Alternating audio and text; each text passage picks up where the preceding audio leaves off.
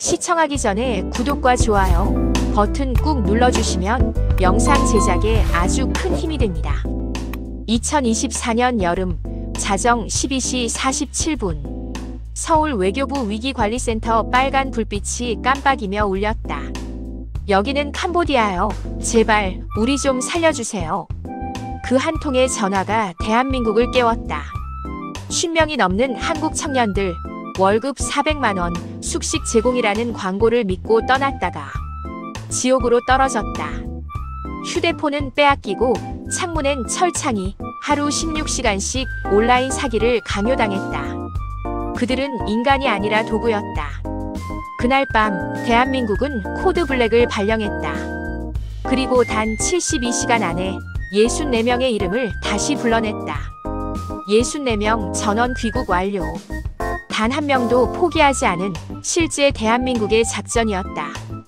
이 이야기는 그날 한 통의 전화가 한 나라를 움직인 실화다. 서울의 밤은 유난히 고요했다. 대부분의 창문이 불을 끄고 잠든 시간 정부 청사 한쪽에서만 불빛이 꺼지지 않았다.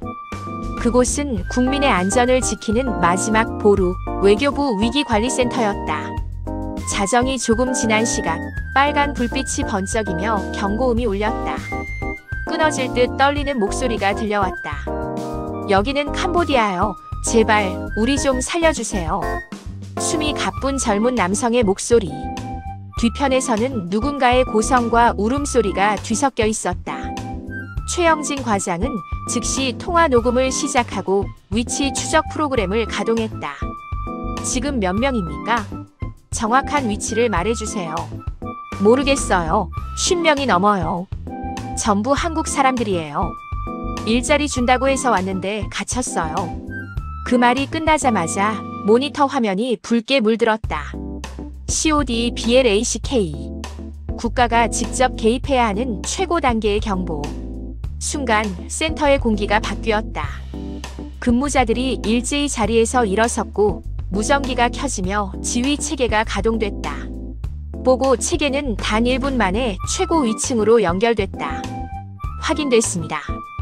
푸놈펜 외곽 산업단지 인근 건물.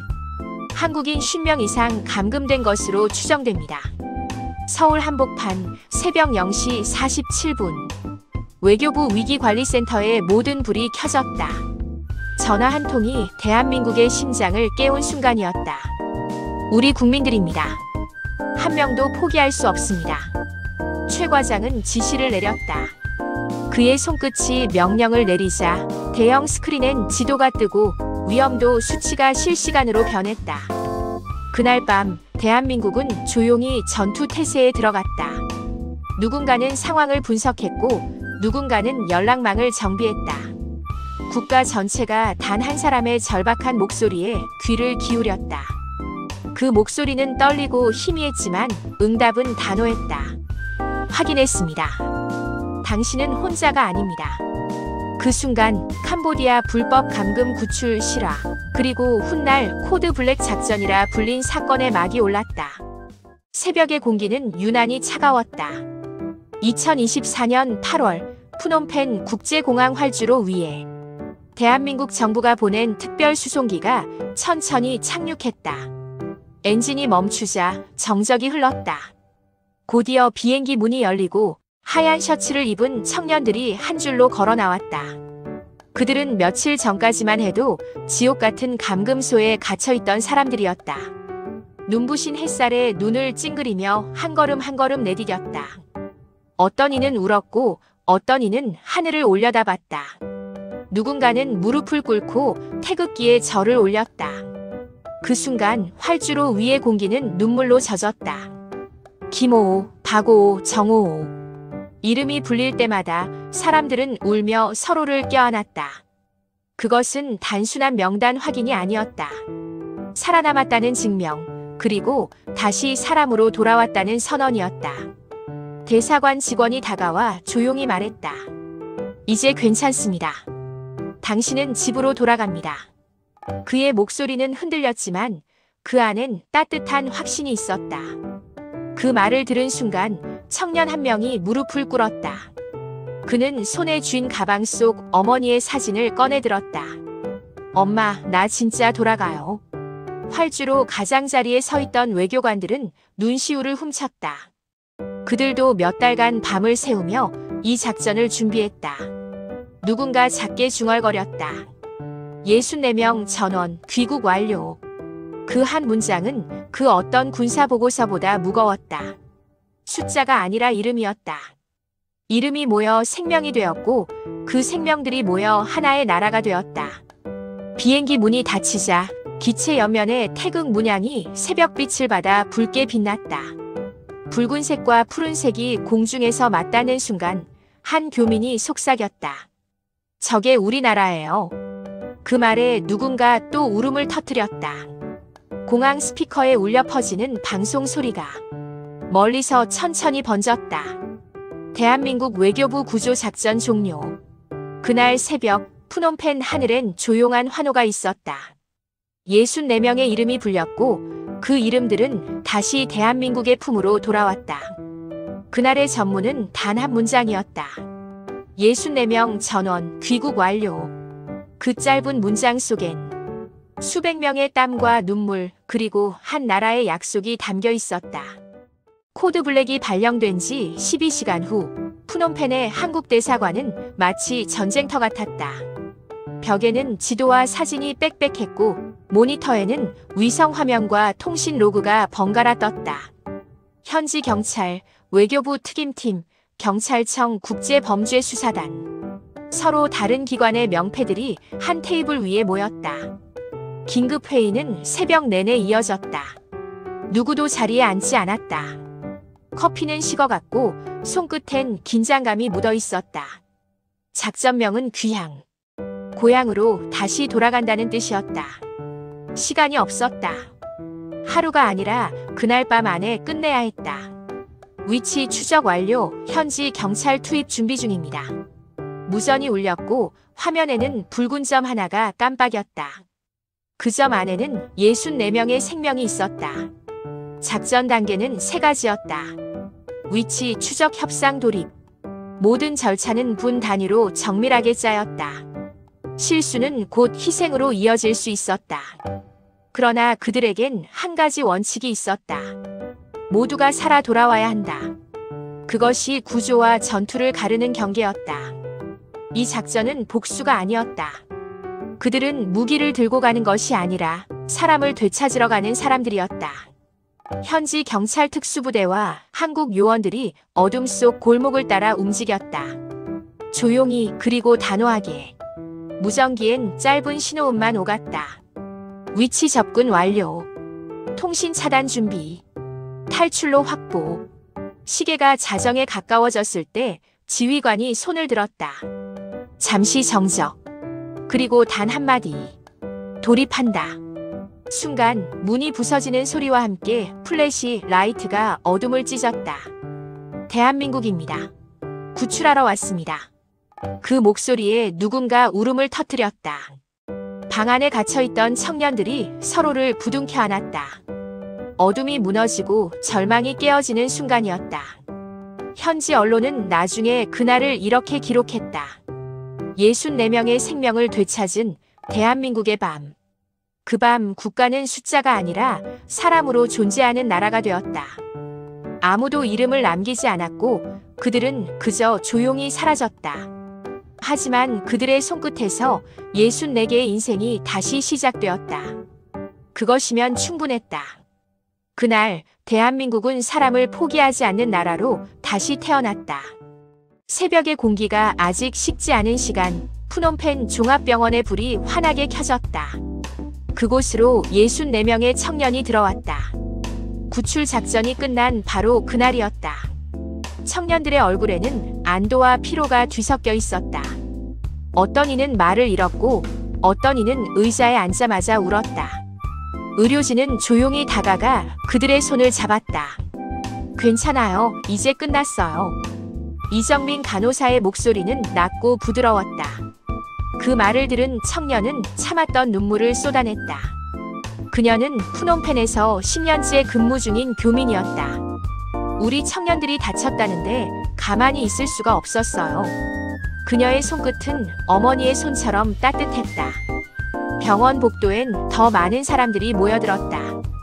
교민회, 봉사단, 한인식당 주인, 여행사 직원. 누가 시킨 것도 아니었다. 그저 우리 사람들이라는 한마디에 모두가 움직였다. 누군가는 담요를, 누군가는 죽과 음료를 들고 왔다.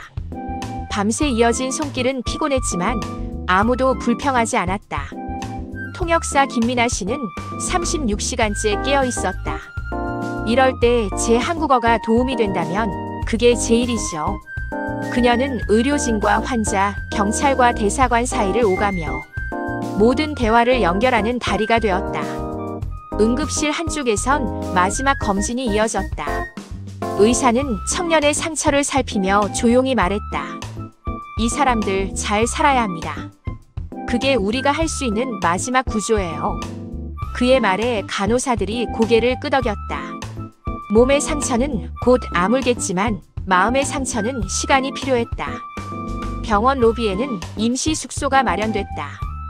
교민들이 매트리스를 깔고 자원봉사자들이 교대로 청년들의 곁을 지켰다. 몇 달 만에 처음으로 편히 잠든 그들의 얼굴에는 조용한 평화가 깃들었다. 아침이 밝아올 무렵 버스가 병원 앞에 도착했다. 귀국길에 오르는 청년들을 향해 사람들이 줄지어 손을 흔들었다.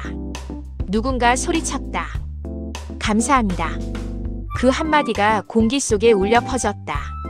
의사, 간호사, 통역사, 봉사자, 교민들까지 그 순간 모두가 울었다. 그날 새벽 푸놈펜의 하늘 아래 이름 없는 영웅들이 있었다. 그들의 이름은 기록되지 않았지만 그들의 마음은 분명히 남았다. 며칠 뒤 푸놈펜 외곽의 그 건물에서 현장 검증이 이루어졌다. 구출 작전이 끝난 자리엔 여전히 어둠의 흔적이 남아 있었다. 3층 복도 끝, 낡은 벽면 한켠에 누군가 볼펜으로 남긴 글씨가 있었다. 삐뚤고 떨리는 글씨. 그 문장을 본 수사관은 한참을 움직이지 못했다. 사람은 잊히면 또 당한다. 그 글씨는 누군가의 마지막 희망이었다. 갇혀있던 청년이 남긴 세상을 향한 메시지. 혹시라도 누군가 이곳을 찾아온다면 이 일을 잊지 말아달라는 절박한 외침이었다. 현장 요원이 조용히 물었다. 지울까요? 지휘관은 잠시 침묵하더니 고개를 저었다. 지우지 마십시오. 이것은 증언입니다. 그 한마디로 그 벽은 기억의 벽이 되었다. 누군가는 보고서를 위해 사진을 찍었고 누군가는 아무 말 없이 그 앞에 서서 묵념했다. 그날의 냄새, 공기, 침묵이 벽에 스며 있었다. 그 문장을 본 사람들은 누구나 마음속에 같은 다짐을 새겼다. 잊지 않겠다. 그 다짐은 곧 제도로 이어졌다. 이 사건 이후 대한민국 외교부는 해외 불법 감금 대응 매뉴얼을 전면 개편했다.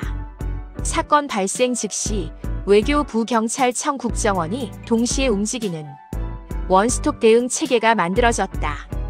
또한 아세안 10개국과 국제범죄 공동대응 협약을 체결했다. 불법 감금, 인신매매, 온라인 사기 조직에 대한 공동수사와 신속한 구조가 가능해졌다.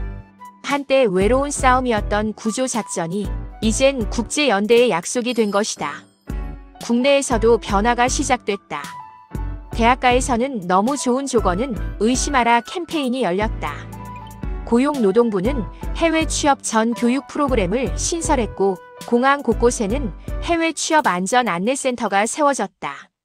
위험하면 주저 말고 대사관에 연락하세요. 그 문구가 젊은 세대의 마음속에도 새겨졌다. 그리고 지금도 그 벽은 남아있다.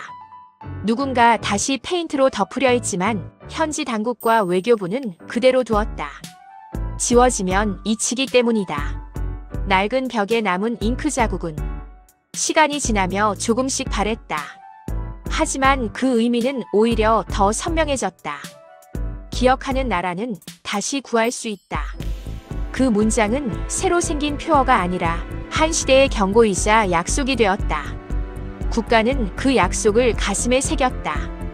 그리고 그날의 벽은 지금도 조용히 대한민국의 책임을 말하고 있다. 24 청년 민준에게 그 광고는 운명처럼 보였다. SNS에 떠도는 문구 한 줄, 월급 400만 원, 숙식 제공, IT 직무 경력 무관. 그 문장을 읽는 순간 민준은 주저하지 않았다. 대학을 졸업한 지 1년, 취업 실패가 쌓일수록 자신감은 무너져 내렸다.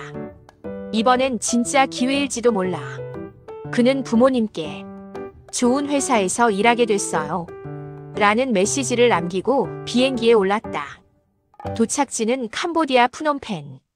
공항 게이트를 나오자 정장을 입은 한국인 남자가 활짝 웃으며 다가왔다. 수고 많으셨어요. 차 준비돼 있습니다. 친절한 말투, 부드러운 미소. 그러나 그 미소 뒤에는 덫이 있었다. 숙소에 도착하자마자 휴대폰이 압수됐다. 보안상 조치입니다. 방에는 CCTV가 달려 있었고 창문마다 쇠창살이 박혀 있었다. 밖은 위험하니 절대 나가지 마세요. 문은 밖에서 잠겼다. 민준은 그때서야 이상함을 느꼈다.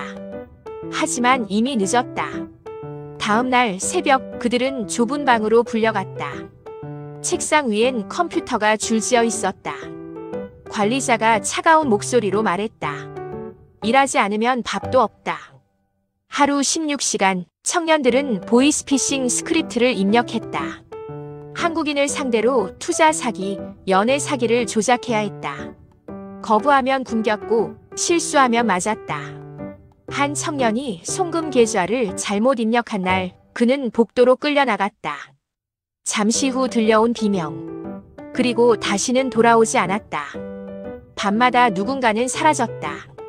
도망치려던 사람은 철조망 근처에서 붙잡혔고 이름도 없이 사라졌다. 방 안에는 침묵만 남았다. 숨죽여 울던 이들도 결국 아무 말도 하지 않게 됐다. 민준은 천장을 바라보며 내가 왜 여길 왔을까라는 말을 수십 번 되뇌었다. 희망은 점점 멀어졌다. 그러던 어느 날 밤 벽 너머에서 아주 작은 속삭임이 들려왔다. 살고 싶어요. 민준은 놀라 눈을 떴다. 손끝으로 벽을 두드렸다. 똑, 똑. 잠시 후 반대편에서 두드림이 돌아왔다. 그 작은 소리가 방 안을 울렸다. 말은 없었지만 분명한 신호였다. 누군가 아직 살아있었다. 누군가 여전히 포기하지 않았다. 그 순간 민준은 처음으로 믿었다. 이곳이 지옥이라 해도 언젠가 누군가 구하러 올 것이라는 희미한 확신을. 늦은 오후 인천공항 활주로 위로 특별기가 천천히 착륙했다. 기체가 멈추는 순간 기내에서 박수가 터져 나왔다. 누군가는 울었고 누군가는 서로를 끌어안았다. 몇 달 전 절망 속에서 구원을 기다리던 그들이 이제는 자유의 공기를 마시고 있었다. 문이 열리고 청년들이 한 명씩 게이트를 통과했다. 플래카드를 든 가족들이 달려왔다. 어머니는 아들을 끌어안으며 울음을 터뜨렸다. 살아줘서 고마워. 그 한마디에 모든 고생이 녹아내렸다. 민주는 어머니의 품에 얼굴을 묻고 조용히 말했다. 죄송해요, 엄마. 하지만 어머니는 고개를 저었다. 아니야, 내 잘못이 아니야. 살아있어서 다행이야. 공항에는 웃음과 눈물이 뒤섞여 있었다. 할머니는 손자의 손을 꼭 잡았고 친구들은 정말 걱정했어라며 등을 두드렸다. 기자들도 카메라를 내리고 그 장면을 조용히 지켜봤다. 그날 공항은 하나의 거대한 포옹 같았다. 며칠 뒤 정부는 브리핑을 열었다. 외교부 장관과 경찰청장이 나란히 섰다. 다시는 이런 일이 반복되지 않도록 국가가 모든 책임을 다하겠습니다. 그날 발표된 것은 단순한 대책이 아니었다. 국민보호 시스템이라는 이름의 약속이었다. 위기 대응 프로토콜, 해외 취업 안전망, 그리고 재발 방지를 위한 범정부 TF. 이 사건은 한국 외교의 새로운 기준이 되었다. 얼마 뒤 민주는 기자들 앞에 섰다. 손에 마이크를 쥔 그의 손이 떨렸다. 하지만 목소리는 단단했다. 이제는 우리가 누군가의 안전망이 될 차례예요. 그의 말은 생존자의 다짐이 아니라 시민의 약속이었다. 살아남았다는 사실이 감사해서 멈추지 않고 다른 사람을 지키는 책임으로 바뀌는 순간이었다. 그 후 청년들은 각자의 자리로 돌아갔다. 어떤 이는 학업을 재개했고 어떤 이는 새로운 직장을 찾았다. 그리고 몇몇은 강연자로 변했다. 대학 강당과 취업 박람회에서 그들은 담담히 말했다. 이상하다 싶으면 대사관에 먼저 연락하세요. 그들의 목소리가 정책이 되었고 정책은 다시 사람을 바꾸었다. 국가는 국민에게서 배우고 국민은 국가를 믿는 순환이 시작된 것이다. 그날 인천공항에 울려 퍼졌던 박수 소리. 그것은 단순한 환영의 박수가 아니었다. 당신은 혼자가 아니다라는 대한민국의 응답이었다. 역사는 전쟁과 조약으로 기록되지만 진짜 역사는 그 사이의 약속 속에 있다. 누군가를 지키기 위해 손을 내밀었던 그 순간들. 그 작고 조용한 결심이 세상을 바꾸어 왔다. 2024년 여름 한 통의 전화가 그 사실을 증명했다. 제발 우리 좀 살려주세요. 그 떨리는 목소리에 국가는 응답했다. 그 한마디가 대한민국 전체를 움직였다. 수십 명의 외교관이 밤을 새웠고 요원들은 위험을 무릅썼으며 교민과 의료진은 망설임 없이 손을 내밀었다. 64명의 이름. 그 이름이 불릴 때마다 그것은 구조 명단이 아니라 선언이었다. 당신을 포기하지 않았다. 당신은 혼자가 아니다. 그날 대한민국은 선택했다. 크기가 아니라 가치, 숫자가 아니라 존엄, 효율이 아니라 원칙을. 국가란 무엇인가? 그 대답은 법전에도 헌법에도 없었다. 그 대답은 그날의 행동 속에 있었다. 국가란 국민의 이름을 지켜주는 약속이다. 민주는 지금 서울의 작은 IT 회사에서 일하고 있다. 처음엔 모니터를 보는 것조차 두려웠다. 푸놈펜의 기억이 떠오를까 손이 떨리기도 했다. 하지만 동료들의 따뜻한 격려, 어머니의 미소가 그를 다시 일으켜 세웠다. 1년 후 그는 대학생들 앞에서 말했다. 해외 취업을 두려워하지 마세요. 하지만 조심하세요. 그리고 기억하세요. 우리에게는 대한민국이 있습니다. 그의 목소리는 떨렸지만 확고했다. 청중석에서 박수가 터졌고 그의 어머니는 조용히 눈물을 닦았다. 그 순간 살아남은 한 청년의 이야기는 다시 누군가의 안전망이 되고 있었다. 민주는 마지막으로 이렇게 덧붙였다. 그 벽의 문장을 잊지 마세요. 벽에 남은 글씨. 사람은 잊히면 또 당한다. 그 문장은 지금도 푸놈펜의 낡은 건물 벽에 남아있다. 바래고 갈라진 글씨, 그러나 그 의미는 더 또렷하다. 그 벽은 단순한 흔적이 아니라 국가가 세상에 내민 다짐의 상징이 되었다. 우리는 다시 잊지 않겠다. 우리는 또다시 구하러 갈 것이다. 그래서 우리는 기억한다. 그 여름 64명의 이름과 그들을 끝까지 찾은 사람들을. 역사는 종이에 기록되지만 약속은 사람의 마음에 남는다. 그 약속을 지켜낸 나라, 그 이름이 대한민국이다. 국가는 국민의 이름으로 존재한다. 그리고 그 이름이 울부짖을 때 대한민국은 반드시 응답한다.